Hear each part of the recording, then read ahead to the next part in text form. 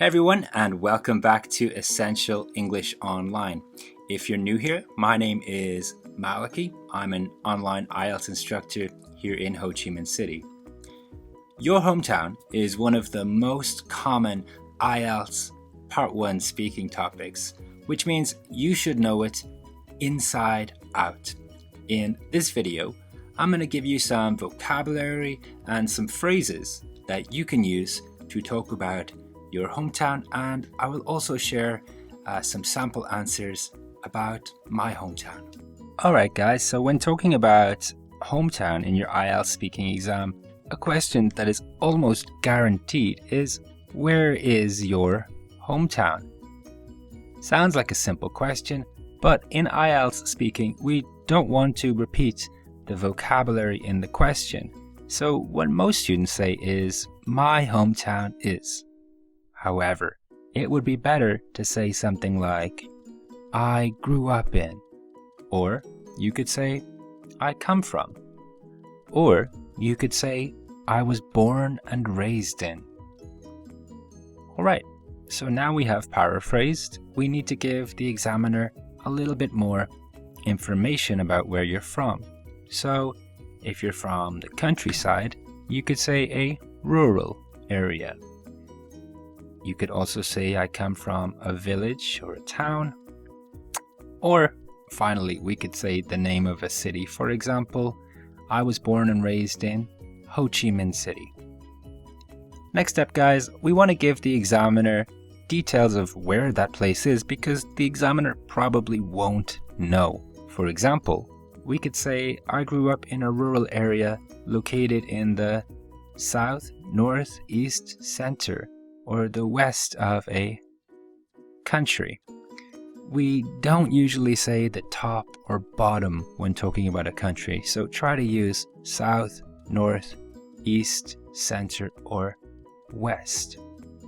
Another great phrase for talking about the center of a country is in the heart of, and this just means in the middle of or in the center of a country. And finally, guys, if you were born on the coast or a city near the ocean, you could say located on the southern, eastern, northern, or western coast of a country. Okay, guys, so let me tell you about my hometown. I grew up in a small village located in the heart of Ireland. It's about 200 kilometers from Dublin, which is the capital city of the country. I haven't actually lived there though since I was 18 years old when I moved away to attend university.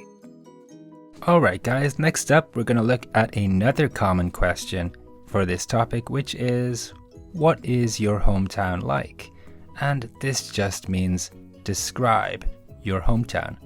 We're going to look at a couple of pieces of information that you could use when answering this question. And the first one is to use some very simple adjectives. So we're going to start with it's a, or I describe it as a. And next up, we need some adjectives.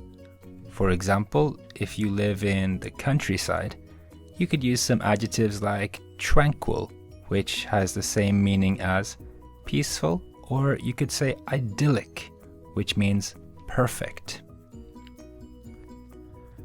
If you live in a city, some good words might be bustling, which means busy and a little bit noisy, usually from people doing business on the street. We could say dynamic, which means that it is changing. Or we could say cosmopolitan, which means that it has many people from many different countries. Next, guys, we need to finish our sentence, so we need some sort of noun structure. We could say rural area if you're from the countryside. We could say countryside village. Or if you're from a place near the beach and it's really, really, really beautiful, you could say a coastal paradise.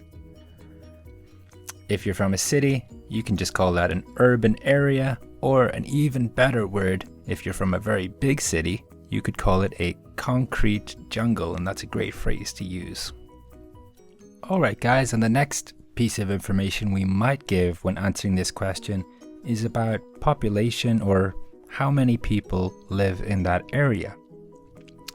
So we're going to start this by saying it's a. And then we could use the phrase sparsely populated area. And sparsely populated means that there are not many people living close together in that area.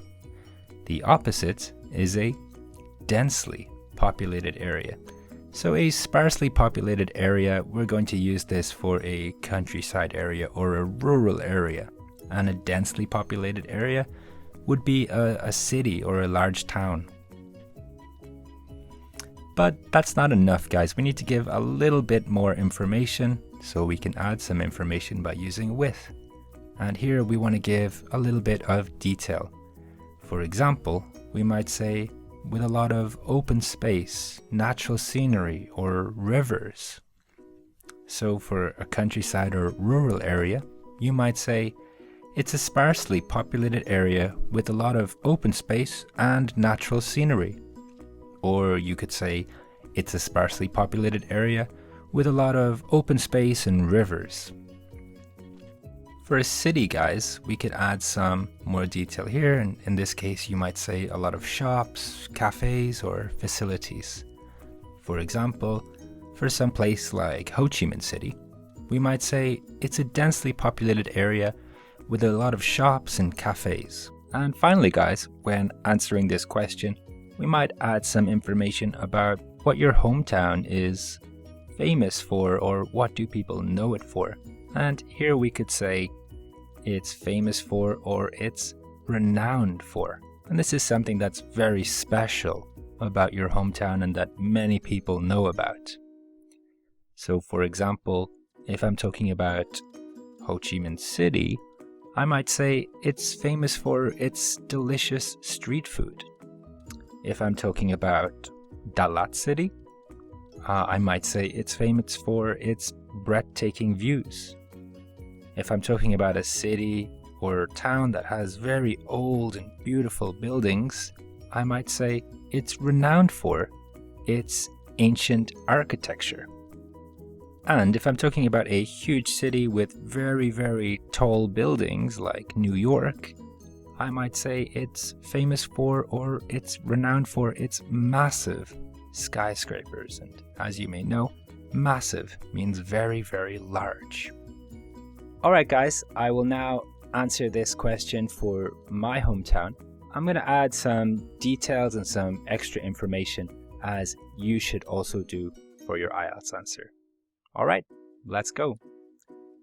Because I have fond childhood memories of growing up there, I'd describe it as an idyllic rural area surrounded by green trees and natural scenery.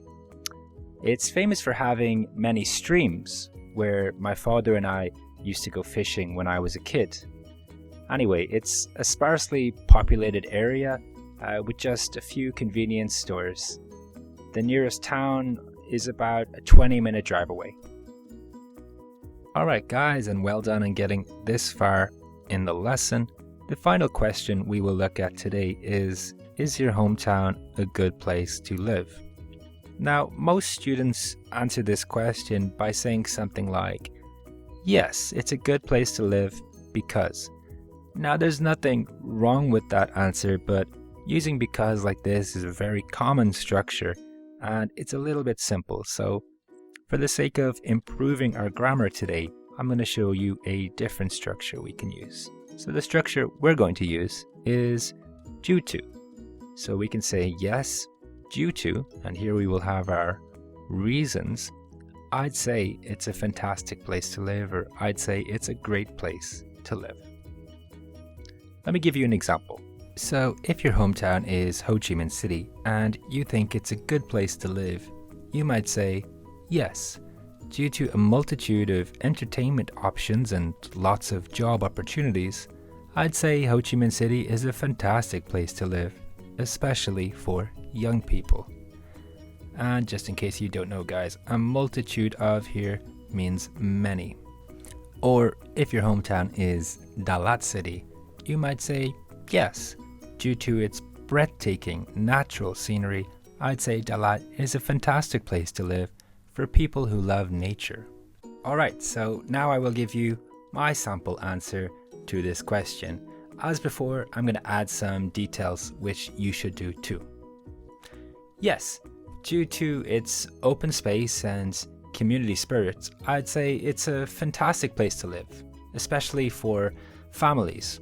Kids can explore nature without their parents having to worry about them. It's the sort of area where everyone looks out for each other. On the other hand, it might be a little bit boring for people in their 20s or 30s, as there aren't as many entertainment options as there are in big cities. That said, I intend on moving back to my hometown when I get a little bit older to get some peace and quiet. Alright guys, I hope that was helpful. So I've told you about my hometown. Now I would like you to tell me about your hometown. So please post a comment telling me about your hometown using some of the vocabulary we have studied today, and I will correct your answers. If you liked this video guys, please consider subscribing and liking this video because it helps other hardworking students to see this information. If you thought the video was really useless, go ahead and give us a big thumbs down. Thank you very much for joining guys. See you in the next video.